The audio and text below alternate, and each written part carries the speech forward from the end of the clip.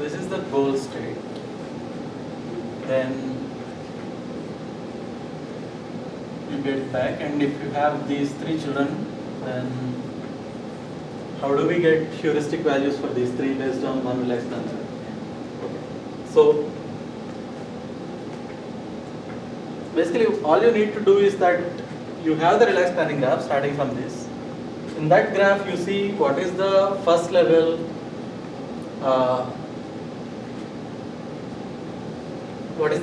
where start state is to begin with. And then you have to see what is the last level where this is true. In the relaxed plan. Right? You will have a graph where at some point this is true. Maybe later also. Okay? This is the last place where this one holds some term. And then you eventually reach this starts. Then this L K minus this whatever L, L prime basically. The last where A is true will be the heuristic estimate. While doing relaxed planning, matrices will help to reduce help a lot. Right? Yeah. But we actually construct the relaxed plan from the beginning, right? So it is simple to draw the matrices like that.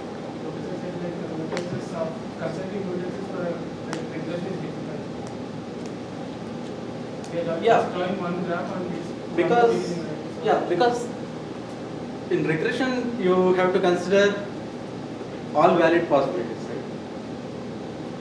So how do you say that, if A is here and not A is here in the planning graph? This is the planning graph, then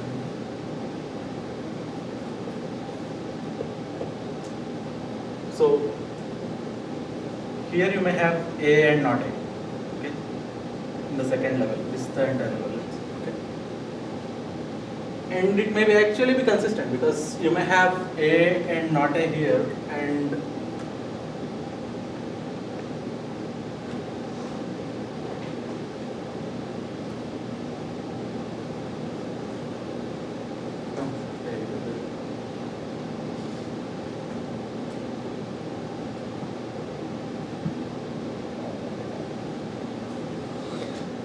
the simple one level mutexes you can easily get. Suppose A and not A, you can say that these two are inconsistent. What about the next level? If you have based on A something and based on not A something, these two are need not actually coexist, right? These two may be from two different actions. So although here you will put an inconsistency arc, you can't put an inconsistency arc there. Which means it's much more trickier. You can't because these two are inconsistent, you can't just put an arc here. My question is, mutations of progression are easier than mutations of regression. Yeah, determining which are in mutex. Because progression goes deterministically. Like if you take this action, this is what will happen. If you take this action, this is what will happen. Whereas regression, a lot more is allowed. So basically, here the unknown includes, let's say, B and not B. Here, so when you take some actions, basically you have to always keep track of this unknown also.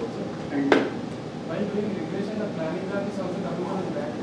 How do you start with planning graph is also coming from the back. How exactly, when we're doing regression, how exactly it affects us that we state variable can take 3 values, false, true, and unknown? Oh no. Is there any difference between? No. So state variable, there is no such value as unknown. It's just that it won't be part of this set, and it won't be part of what? The initial state in planning graph. Right? No, but when we're doing regression, we're doing from the goal state. Yeah, from the goal state. Okay. Yeah. Forget about planning graphs.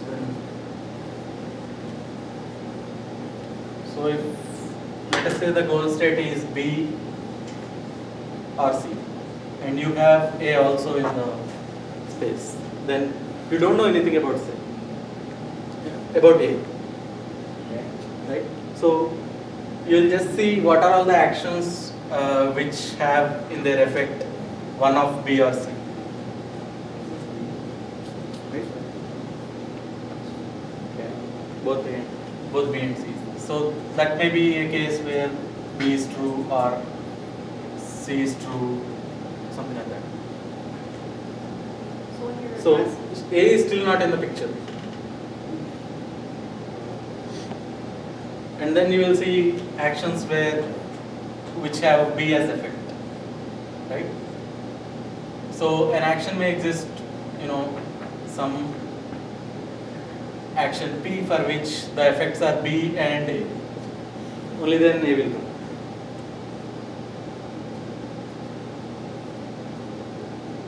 What was your question? My question was, how exactly do we account when we're doing regression for the fact that the variable can be existent, non-existent, or unknown? So variable we won't bring in unless basically there is a action which has that variable in its effects. So we won't talk about A until we see an action which has in its effects A and something else which we want.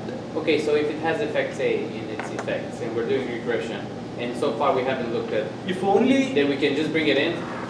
no, you don't want to bring it in. You will only bring it in if it is there with something we want. If it is together with something we want in the goal state. If some B or C is already there, only then we Yeah. consider. If only A is there, we won't consider. Okay, so you can just put it in there, just like it's been always there. So like in this example, for instance, A, you said we don't know about A, we just have Yeah, the goal you, state. you need B not and C. update this, but basically you will consider all those actions which may give A, but also give whatever you want. All those actions will be part of it. So if the preconditions are not A and something, then you will have here. Basically, yeah, if it's in preconditions, you will bring it in definitely. If it's in effects, then you won't care unless, it's something what you want already. So the preconditions will be, part of the states in full whenever you put an action. If it's in preconditions, it will come in. That's the rule. So we see that P gives us B, and we see that it meets the preconditions not A and something, and then we'll definitely put not A.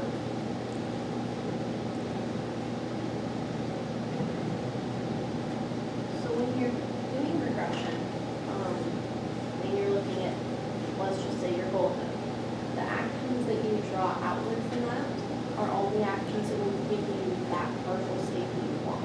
Yes.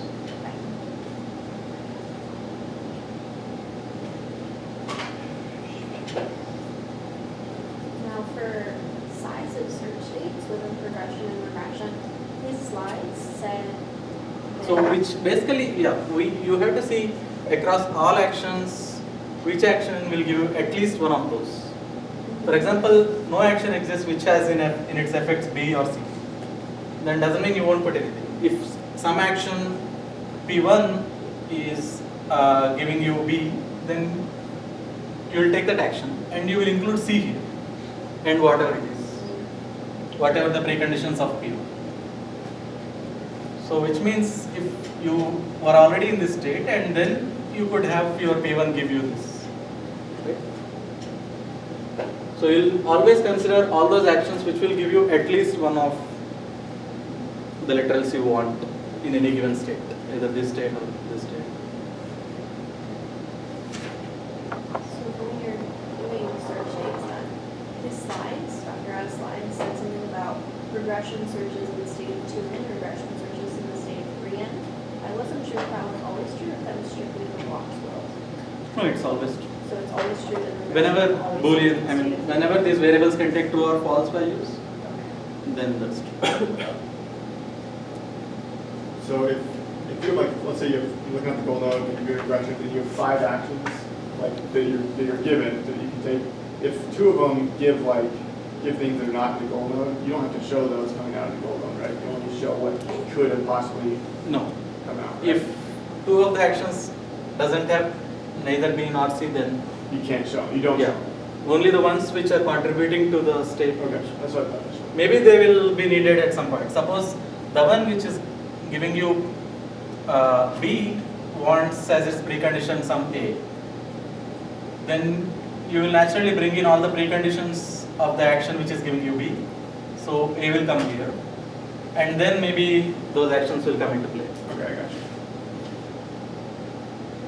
How do we compute the relaxed plan heuristic? Okay, so relaxed plan heuristic is basically you start from the start state, apply all the actions, put all the effects in the next level. Okay. So that's designing the relaxed, the planning graph.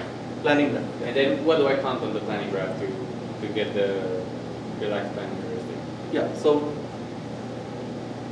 what we count is that we see where the goal is achieved for the first time, where all the literals in your goal state are true.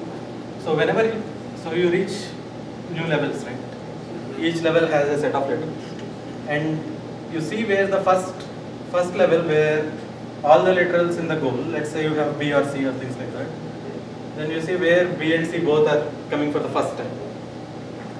If it is at level 4, then you know that for the start state, whichever state it is, you need at least 3 steps, right? Based on what your numbering is. If it's 1, 3, then you know that at least 3 more actions need to be taken. So your H value becomes So what's the difference then between actual level heuristic and relaxed heuristic? Because it looks So like relaxed in both heuristic- cases we're counting the number of actions we take. So this is and not really exhaust research. The reason we call it relaxed is basically because we apply all the actions possible, we get all the effects. Also we carry forward all these. So if this is producing not A, some action, and here A is there, A will also come. So this is a much bigger set, which may not be true in general. So this is how we are relaxing that, all the deletes which should happen are not actually happening. So here, not only we'll consider the new effects, but also we won't delete anything which we already have. Okay, so basically, generally when you take actions, you get these new literals, which may or may not be consistent among themselves. Okay. But we'll keep all of them, irrespective of, even if they are inconsistent. So basically you want to try to see that whether this can be reached or not.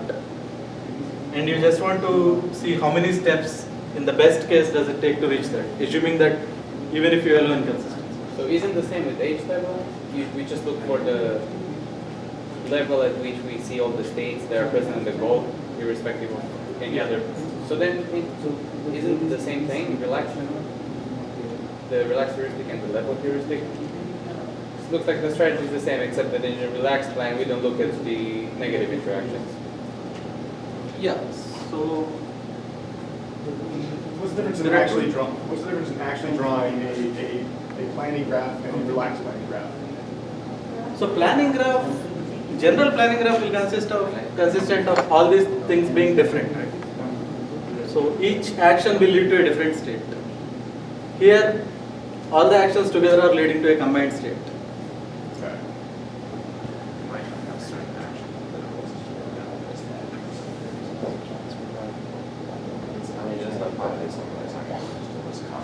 So in this example, why is the relaxed plan heuristic Q when we only take one action? It's we count 1 and 1. What is the PQRS. QRS. for this state? What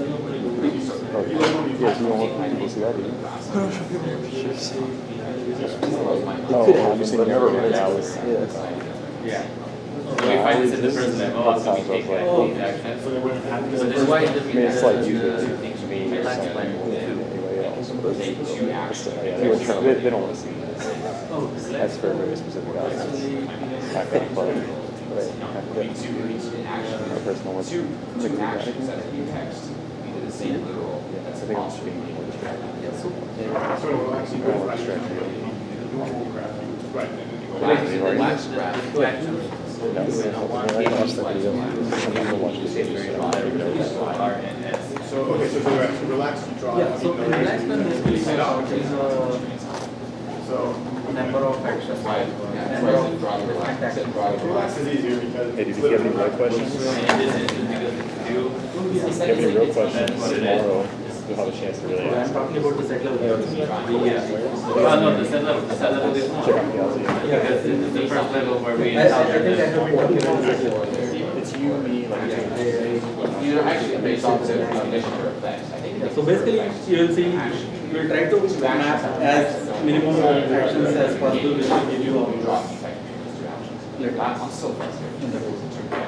So But we count each of the actions Yeah. individually. Individual. That's the problem, is like. So the trick is basically you are taking one action and you, if the same action is also giving you the S, then you will count as one.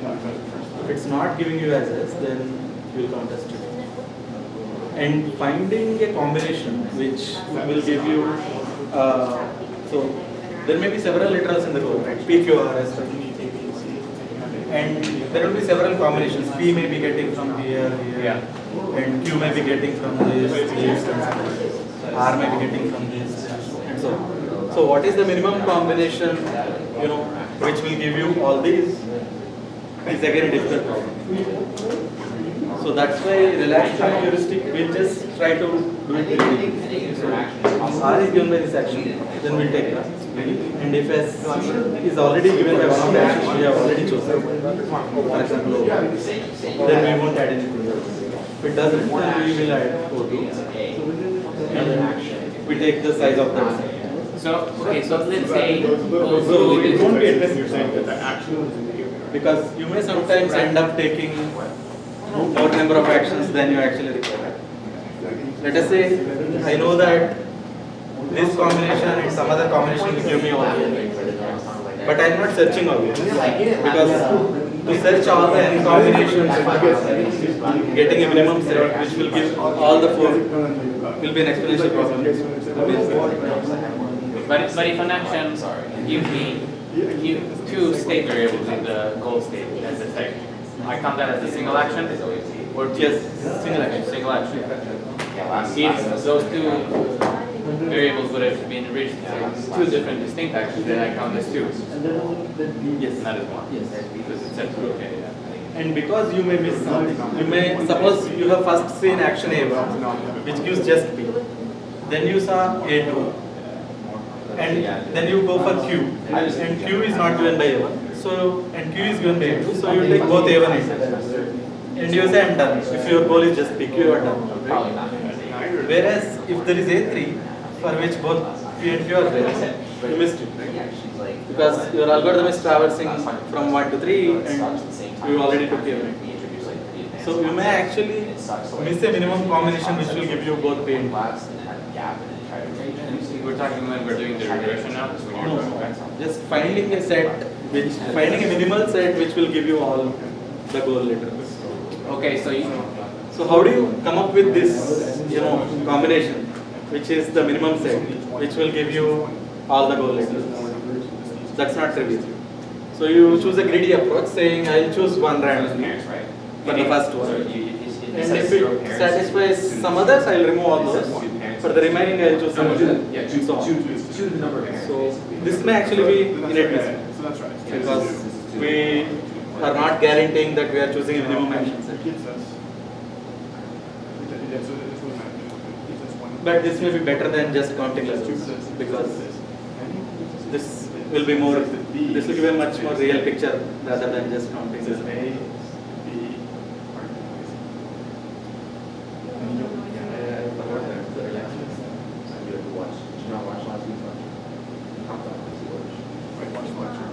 So in this question, it says You only use those two numbers for some reason because it's not so hard. You use those two numbers to make four. this is the value given by the policy one applied to A. State. To state A. So this one apparently putting the solution is 1. Why is it 1? Because it's basically the value of So the way to solve this is you start with 0, 0 for everyone. Okay. And then He only went you out. iterate over it, like In the graph. you do in value iteration, right? You say that for each state, if you take that particular action, what will be the, so you want to work out a small example? What is, do they have a full state information? Yeah. So we have these 5 states and exit 10, exit 1. The rest all is zero. Yeah. Well, the rest are not given, so I guess we can start with the Oh, reserve yes, and iterate and we No, compute. the reward value should be given. Okay, so the reward is 0 Yeah. for all. Yeah. So now we are working out, this is a policy iteration, right? Yeah, this is policy iteration, yeah.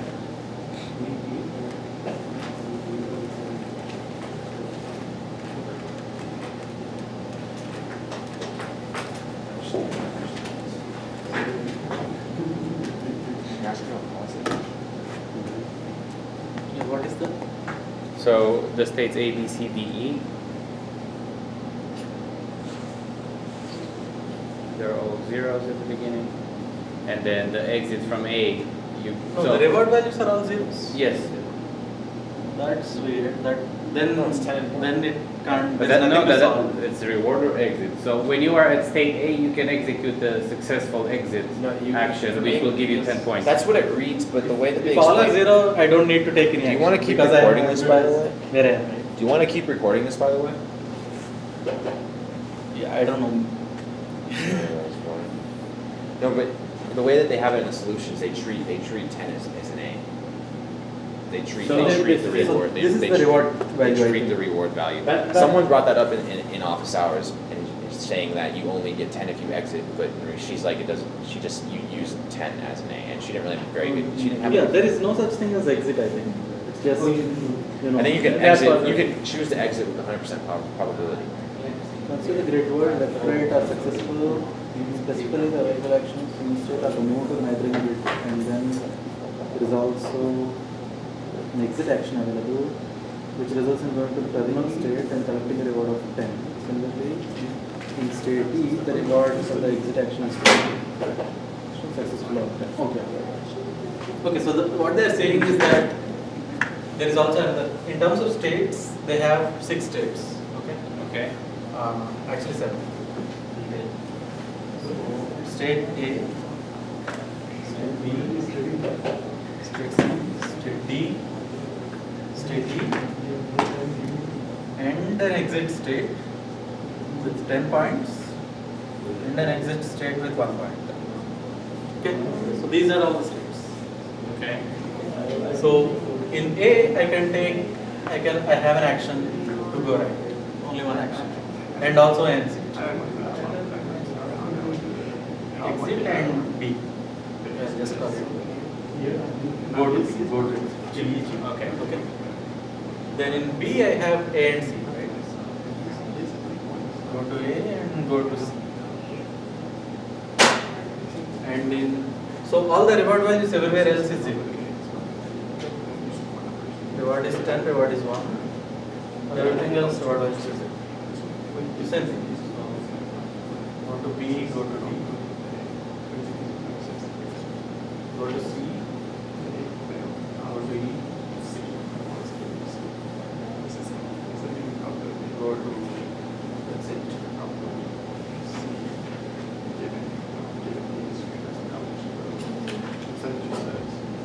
And then, okay, this is the, so you have these two. Now you can do whatever.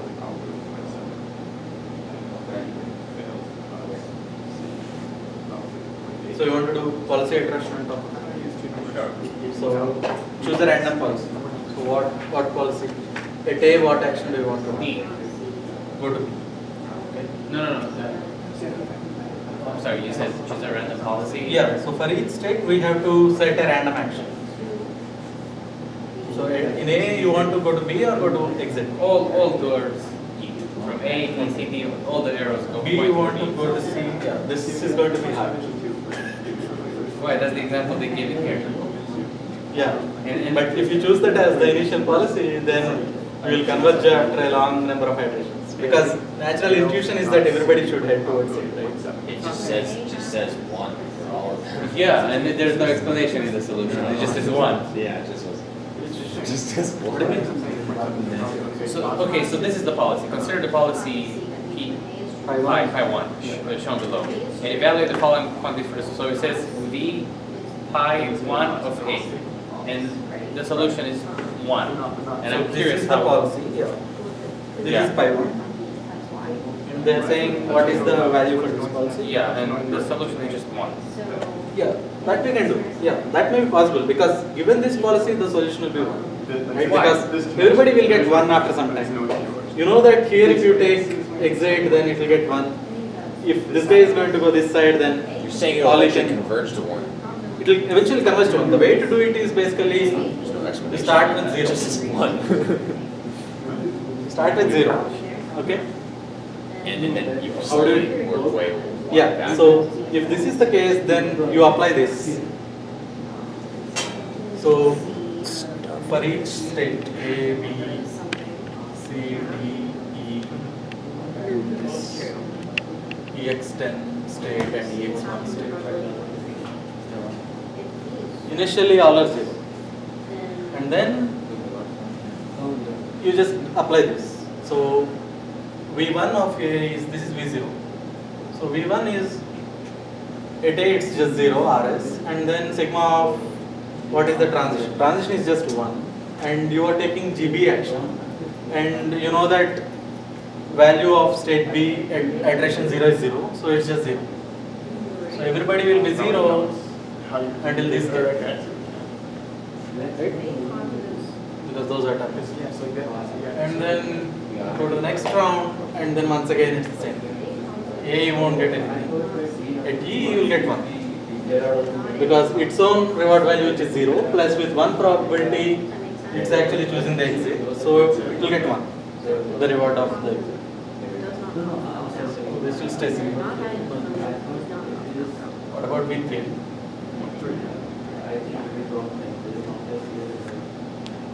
I'll just erase this. So now you have I'll just keep 0, 0, 0, 1, 1.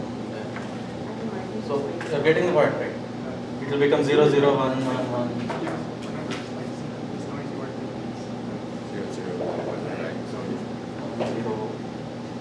10. So slowly, the ripple effect, right? Basically, slowly.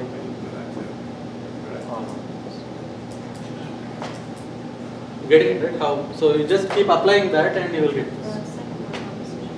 But we don't add, so I don't know if I understand that sum there. We don't add. So here, the only state, so this is for this action. What are all the states it's going to? Here, if at E, if G exit is the action, it will just go to the E. The probability is 1.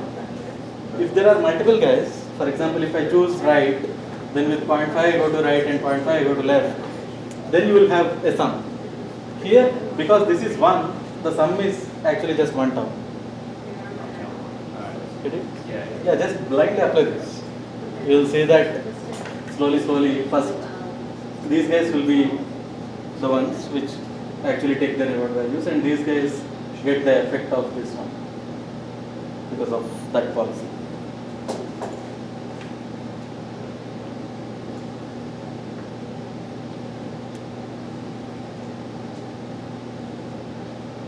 Value iteration, if you want to do, if nobody has given a policy and you want to find the optimal policy, then it would be interesting. Then you won't take, there won't be a bias here. Instead, you have to consider all actions, and for all, whichever action gives you the maximum, then